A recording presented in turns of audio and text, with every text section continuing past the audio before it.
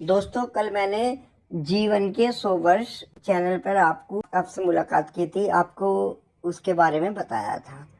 आज मैं आपसे फोकस कर रहा हूँ कि हम किस तरीके से अपने बिजनेस को सेट करें, उस पर कैसे ध्यान दें।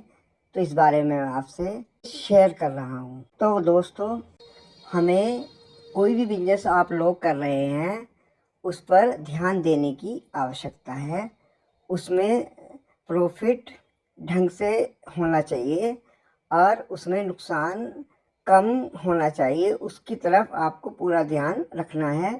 और उसमें अपनी फैमिली को भी आप इन्वॉल्व करो, बताओ, उसमें भी उनको शामिल करो, जानकारी दो, जिससे कि उसमें सबकी सलाह से आप तरक्की करेंगे और उसका रुपए का सही तरीके से जो आपकी कमाई है उसका एडजस्टमेंट होगा। कब कमाई होगी, उसके फजूल खर्ची या जो मतलब जो जरूरी है वो काम करो। एक्स्ट्रा कमाई हो उसमें उस तरीके से सेटलमेंट करो, मतलब मिल के चलो आप कि अपने आप एक आज का युग कंप्यूटर हो गया और कंप्यूटर ही सबका दिमाग है।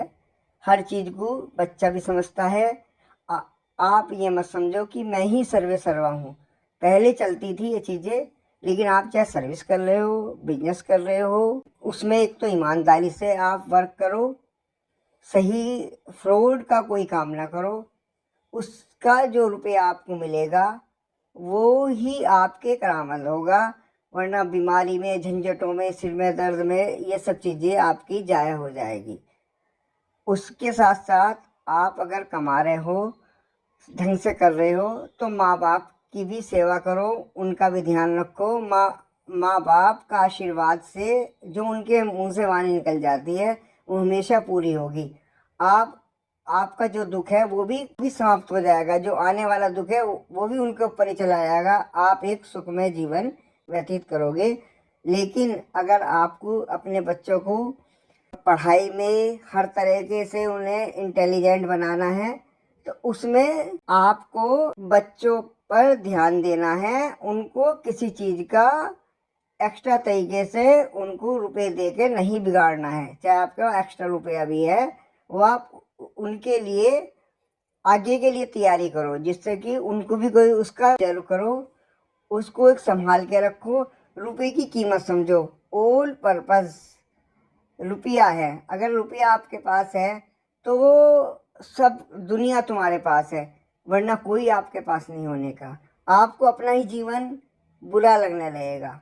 तो हमें सबसे पहले जो भी है रुपए पे ध्यान देना। दूसरी बात है कि अगर आपको कुछ नुकसान भी है तो उसमें किसी के मारने के मत सोचो। उसमें धीरे धीरे वो नुकसान भी कवर हो जाएगा। पर ना तो उसमें आत्महत्या करो, ना दिल पे जोर डाल लो।